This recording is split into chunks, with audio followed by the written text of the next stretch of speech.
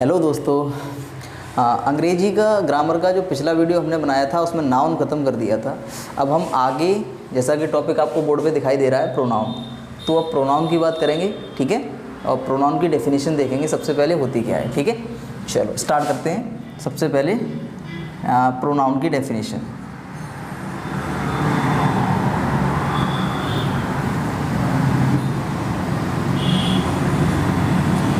Pronoun की definition क्या होती है उसके साथ ही इसको स्टार्ट करेंगे। तो a pronoun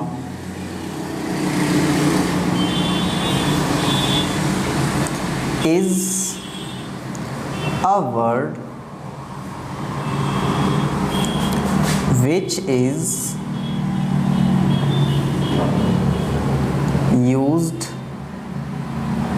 at place of a noun, at place of a noun. A pronoun is a word which is used at place of a noun. Pronoun वह शब्द होता है जो किसी संज्ञा के स्थान पर प्रयुक्त किया जाता है, ठीक है ना। हिंदी में इसकी परिभाषा हम लिख दे रहे हैं यहाँ पे, हिंदी में भी इसकी परिभाषा हम लिख दे रहे हैं यहाँ पे कि सर्वनाम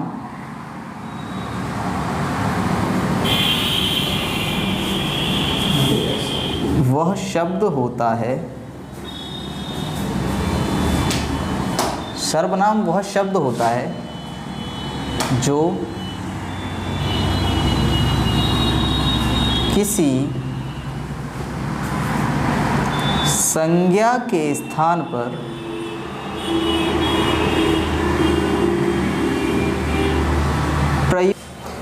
तो सर्वनाम वह शब्द होता है जो किसी संज्ञा के स्थान पर प्रयुक्त किया जाता है। जैसे यहाँ पे हम कुछ एग्जांपल्स देखेंगे। एज,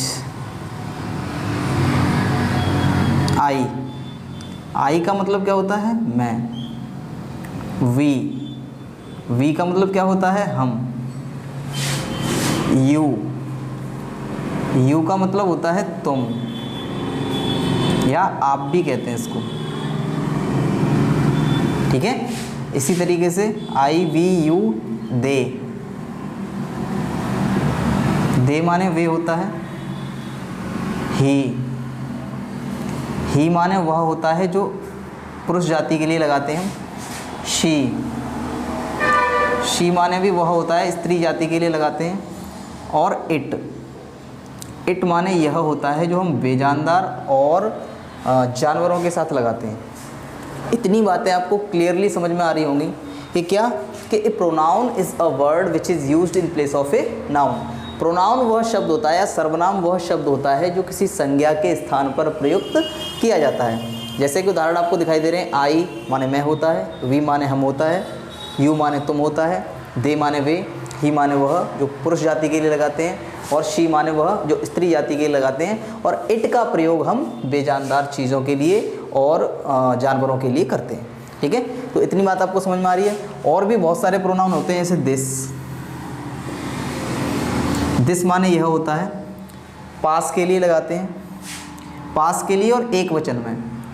दैट माने वह होता है, ये भी दूर के लिए लगाते हैं और एक वचन में लगाते हैं। इसी तरीके से दीज होता है, दीज माने ये होता है, ठीक है। दीज माने क्या होता है ये, किस के लिए लगाते हैं, बहुवचन में पास के लिए लगाते हैं, ठीक है। और इसी तरीके से दोज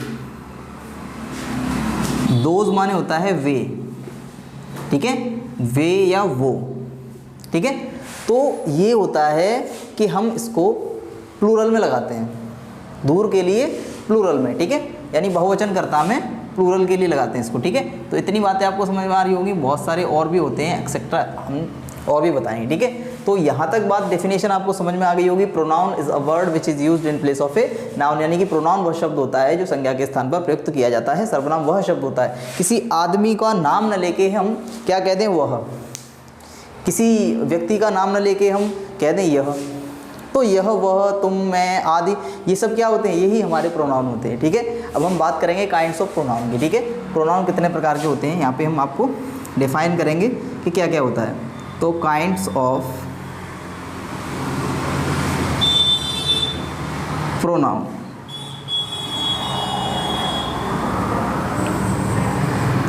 सर्वनाम के प्रकार।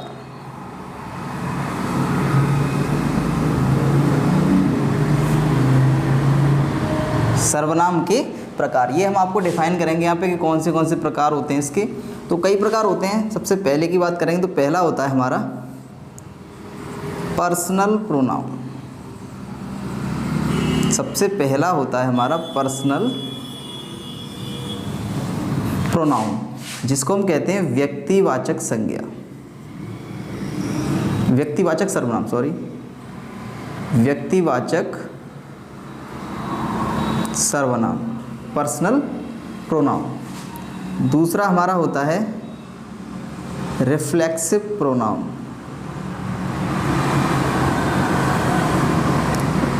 रिफ्लेक्सिव प्रोनाउन, जिसको हम कहते हैं निजवाचक सर्वनाम।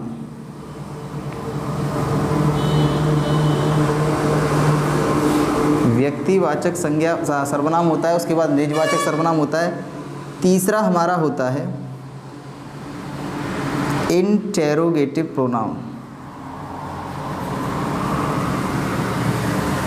इंटेरोगेटिव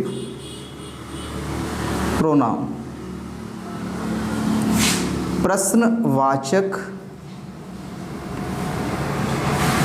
सर्वनाम। ठीक है। इसी तरीके से चौथा हमारा होता है डेमोन्स्ट्रेटिव प्रोनाउन,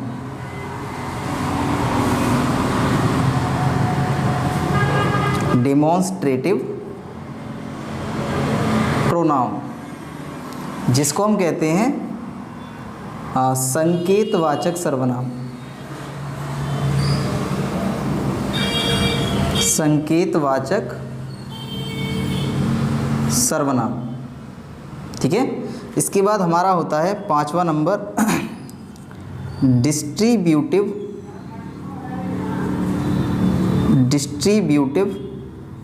प्रोनाउन, जिसको हम कहते हैं विभाग सूचक सर्वनाम, विभाग सूचक या विभागवाचक सर्वनाम। ठीक है। छठा हमारा होता है रेसिप्रोकल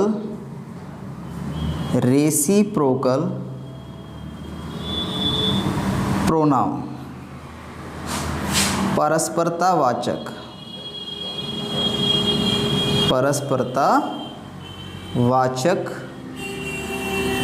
सर्वनाम। ठीक है। इसी तरीके से हमारा सातवां होता है एम्फैटिक प्रोनाउन, एम्फैटिक प्रोनाउन, जिसको हम कहते हैं दृढ़तावाचक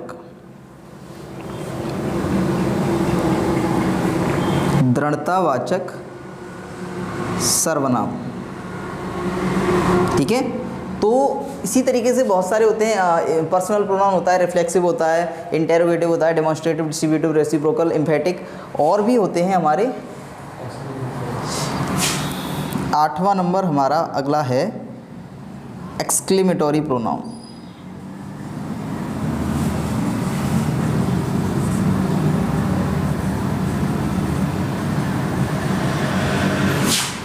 विस्मय बोधक सर्वनाम,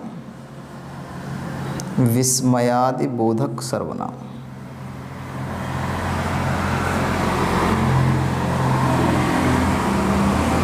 ठीक है। तो ये हमारे कुछ सर्वनाम हैं जिनकी हम बात करेंगे आगे। तो व्यक्तिवाचक सर्वनाम, किसी विशेष व्यक्ति की बात हो रही होती है तो वहाँ पे व्यक्तिवाचक सर्वनाम होता है। जैसे I, we, you, they, he, she, ये जितने भी होते हैं ये सब हमारे व्यक्तिवाचक सर्वनाम ही होते हैं। Reflexive pronoun, interrogative pronoun, demonstrative pronoun, distributive pronoun, reciprocal, एम्फैटिक and exclamatory. ठीक है। तो हम आगे इनका एक एक करके डिफाइन करेंगे कि कौन सा प्रोनाउन में क्या क्या होता है। ठीक है। आगे देखते हैं। चलो, तो हम आपको समझा रहे हैं अच्छी तरीके से। इसको एक बार और मैं डिफाइन कर दे रहा हूँ ताकि और अच्छी तरीके से आपको क्लियर हो सके।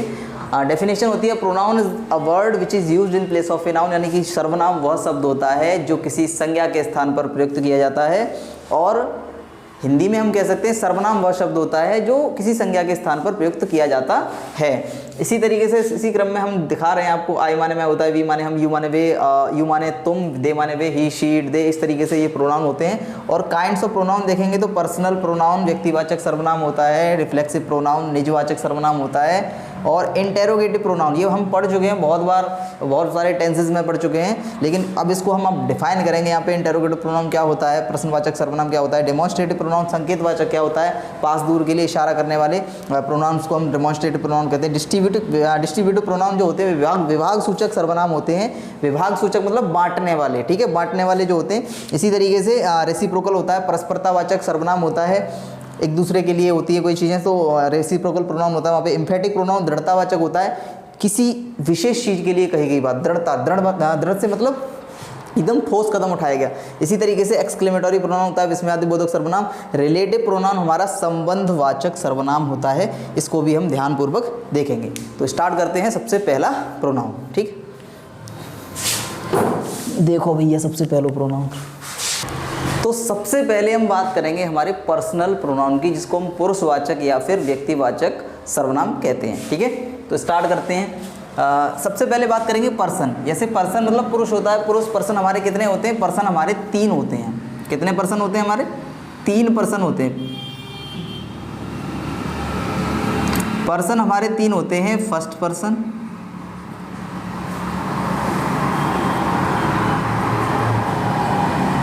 दूसरा हमारा होता है second person,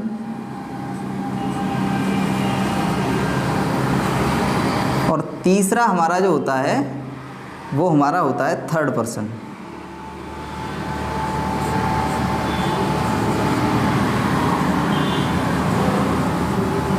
first person, second person और थर्ड पर्सन। तो कौन से क्या होते हैं ज़रा उसको हम देखते चलेंगे, बहुत अच्छी तरीके से डिफाइन होगा यहाँ पे, बहुत अच्छी तरीके से आपको समझ में भी आएगा, ठीक है।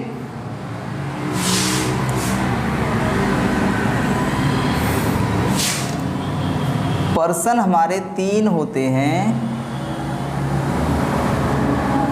और तीनों पर्सन्स को हम अच्छी तरीके से यहाँ पे आपको समझाएंगे और आपको समझ में भी आएगा, ठीक है।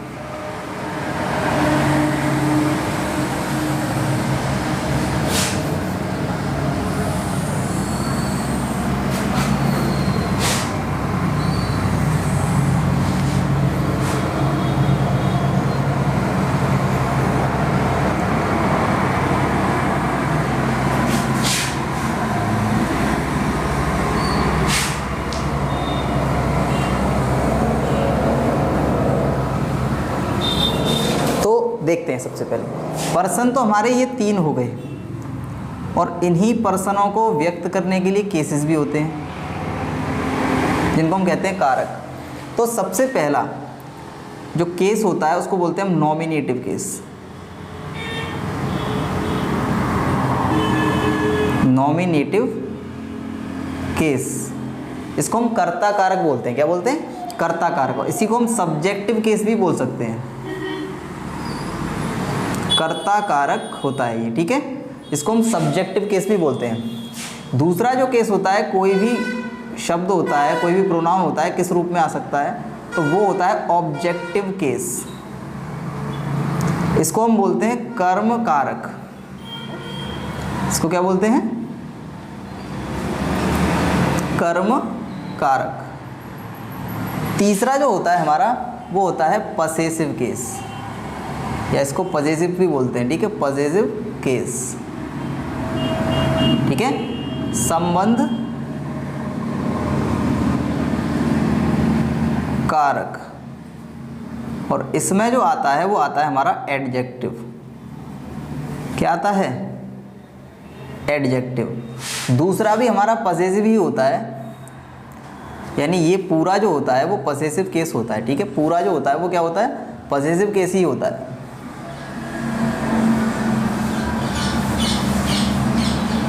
ये पूरा जो होता है वो पसेसिव केस होता है, लेकिन ये 2 भागों में बट जाता है।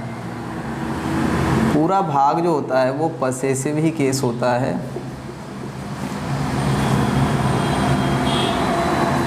अर्थात होता ये संबंध कारक ही है, लेकिन दो भागों में बढ़ जाता है, एक होता है एडजेक्टिव और दूसरा एडवर्ब। ठीक है, दो चीज़ों में बढ़ जाता है, एडजेक्टिव और एडवर्ब में। अब जरा इसको समझेंगे। सबसे पहले तो बात हम पर्सनल प्रोनाउन की कर रहे हैं, तो पर्सनल प्रोनाउन ही ये चल रहा है। पर्सनल प्रोनाउन में पर्सन जो होते हैं हमारे तीन होते हैं, first person, second person and third person. और इसी में किस तरीके से वाक्य में जो प्रोनाउन है वो यूज़ करे जाते हैं उनको हम देखेंगे। ठीक है, तो देखते हैं। सबसे पहला जो पर्सन होता है आई और वी। आई जो होता है फर्स्ट पर्सन का सिंगुलर नंबर होता है, आई फर्स्ट पर्सन का सिंगुलर नंबर। वी जो होता है वो फर्स्ट पर्सन का प्लूरल नंबर होता है। अर्थ, आई का अर्थ हम जानते ही हैं, मैं होता है, और वी का अर्थ भी हम जानते हैं, हम होता है। ठीक है, सेकंड पर्सन जो होता है वो होता है हमारा यू। और यू जो होता है इसको हम सिंगुलर और प्लूरल दोनों में यूज़ करते हैं, अर्थात ये सिंगुलर भी होता है और प्लस ये प्लूरल भी होता है। सिंगुलर और प्लूरल दोनों में यूज़ करते हैं, और अर्थ होता है इसका तुम, या फिर हम आप भी कहते हैं। ठीक है, आपको बहुत अच्छी तरीके से और बारीकी से समझाते चलेंगे। ठीक है, आगे थर्ड पर्सन जो होता है ही, शी, इट और दे, ये चार हमारे थर्ड पर्सन होते हैं। और अगर कोई नाउन जो होता है, कोई नाउन अगर होता है वो भी हमारा थर्ड पर्सन में ही लिया जाता है। ठीक है, इस बात का भी हमें ध्यान रखना है कि कोई नाउन अगर आएगा वो भी किस में लिया जाएगा, थर्ड पर्सन में लिया जाएगा। ही का मतलब होता है वह, और ये हमेशा पुरुष जाति के लिए लगाते हैं। शी का मतलब भी वह होता है, यह हमेशा स्त्री जाति के लिए लगाते हैं। इट का मतलब यह होता है, यह बेजानदार चीज़ें, बेजानदार प्लस जानवरों के लिए लगाते हैं। दे माने वे होता है, ये बहुवचन करता, यानी दे माने वे बहुत से लोगों के लिए, बहुत से बहुवचन करता के लिए रूप में हम दे का यूज़ करते हैं, वे का प्रयोग करते हैं किसी व्यक्तियों के लिए। ठीक है, व्यक्तियों के लिए। ठीक है, इसी तरीके से आई का जो ऑब्जेक्टिव, ये नॉमिनेटिव केस में जब भी किसी भी प्रोनाउन को हम यूज़ करेंगे तो नॉमिनेटिव केस में यही आएंगे हमारे। 7 हैं, 1 2 3 4 5 6 7, यानी 7 प्रोनाउन जो होते हैं हमारे, 7 जो शब्द होते हैं, 7 सर्वनाम जो होते हैं, इनको हम नॉमिनेटिव केस अर्थात कर्ता कारक के रूप में यूज़ करते हैं हमेशा। ये कभी भी कर्म के रूप में नहीं आ सकते। ठीक है, अब आई का क्या हो जाता है, आई का ऑब्जेक्टिव केस अर्थात कर्म के रूप में जब आई को यूज़ करते हैं तो मी हो जाता है। मी का अर्थ होता है मुझे या मुझको, मुझे या मुझको। ठीक है, उसी तरीके से वी का जो होता है ऑब्जेक्टिव केस वो अस हो जाता है, हमें या हमको। ठीक है, इसी तरीके से यू का यू ही रहता है, लेकिन अर्थ जो हो जाता है वो हो जाता है तुम्हें या तुमको। ठीक है ना। ही का जो होता है ऑब्जेक्टिव केस वो हो जाता है हिम, अर्थ होता है उसे या उसको, उसे या उसको। अपने अर्थ के हिसाब से हम इसको यूज भी कर सकते हैं। शी का जो ऑब्जेक्टिव केस होता है वो हर हो जाता है, अर्थ इसका भी क्या होता है उसे या उसको, लेकिन स्त्री जाति के लिए। इसी तरीके से इट का इट ही रहता है, अर्थ इसे या इसको, इसे या इसको, बेजानदार चीज़ें और जानवरों के साथ लगाते हैं। दे का हो जाता है देम, अर्थ निकलता है उन्हें या उनको। ठीक है, अब बात करेंगे हम पसेसिव केस की। पसेसिव केस संबंध कारक होता है और किस तरीके से हम आई का मी हो जाता है और मी का चेंजिंग करते हैं, तो मी का मतलब हो जाता है माई। एडजेक्टिव में माई, और माई के साथ हमेशा, यानी कोई भी एडजेक्टिव होता है वो सदैव अपने से बाद में हमेशा कोई ना कोई नाउन लेके आता है। ठीक है, तो यहाँ पे माई ये अकेले कभी नहीं आते हैं, तो माई मतलब होता है मेरा या अपना। ठीक है, इसी तरीके से वी का अस हो जाता है और अस का हो जाता है अवर। अवर का मतलब होता है हमारा, हमारी, हमारी। ठीक है, हमारा, हमारी, हमारे, ये हम यूज़ कर सकते हैं। इसी तरीके से यू का क्या हो जाता है योर, पॉसेसिव केस, ठीक है। पॉसेसिव में एडजेक्टिव होता है ये। योर माने होता है तुम्हारा, तुम्हारी, तुम्हारे, हम इस तरीके से यूज़ कर सकते हैं। तुम्हारा, तुम्हारी, तुम्हारे पूरे के लिए यूज़ कर सकते हैं, ठीक है। तो मैं एक शब्द लिख दे रहा हूँ क्योंकि उतनी जगह स्पेस नहीं है वहाँ पे। आगे हिम का जो होता है वो हो जाता है हिज, उसका, उसकी, उसके लगा सकते हैं, ठीक है। इसी तरीके से हर का हर ही रहता है, इसे भी हम स्त्री जाति के लिए उसका, उसकी, उसके लगा सकते हैं, ठीक है। ऐसे ही इट का इट्स हो जाता है, इसका, इसकी, इसके कर सकते हैं, ठीक है। अर्थ निकल रहा होगा, अच्छी तरीके से समझ में आ जाएगा। इसी तरीके से देम का क्या हो जाता है, देम का जो होता है वो हो जाता है देयर, उनका, उनकी, उनके, ठीक है, यानी बहुत सारी चीज़ों के लिए। अब इसी तरीके से बात करेंगे एडवर्ब। एडवर्ब किस तरीके से यूज होता है, माई का हो जाता है माइन, क्या हो जाता है माइन। अर्थ इसका भी क्या निकलता है, मेरा या अपना, ठीक है। इसी तरीके से अवर का हो जाता है अवर्स, अर्थ निकलता है हमारा, हमारी, हमारे, वही चीज़ निकलती है जो है हमारी। इसी तरीके से योर का क्या हो जाता है योर्स, आपका, आपकी, आपके, या तुम्हारा, तुम्हारी, तुम्हारे, हम इसका यूज़ कर सकते हैं, ठीक है। और आगे इसी तरीके से हिज का हिज ही रहता है, अर्थ वही निकलता है, उसका, उसकी, उसके। हर का हर्ष हो जाता है, अर्थ इसका भी वही निकलता है जो पहले अभी देख चुके हैं। इट्स का यही रहता है, अर्थ इसका, इसकी, इसके। और लास्ट जो है देयर, उसका हो जाता है देयर्स, अर्थ इसका भी निकलता है उनका, उनकी, उनके, ठीक है। तो यहाँ पे ये हमारा प्रोनाउन जो है, पर्सनल प्रोनाउन जो है वो पूरी तरीके से ख़त्म होता है, ठीक है। तो बात आपको अच्छी तरीके से समझ में आई है तो वीडियो को लाइक शेयर ज़रूर करें और चैनल को सब्सक्राइब आप अवश्य करें ताकि आप इस तरीके की अच्छी अच्छी वीडियोज़ देख सकें, ठीक है। धन्यवाद।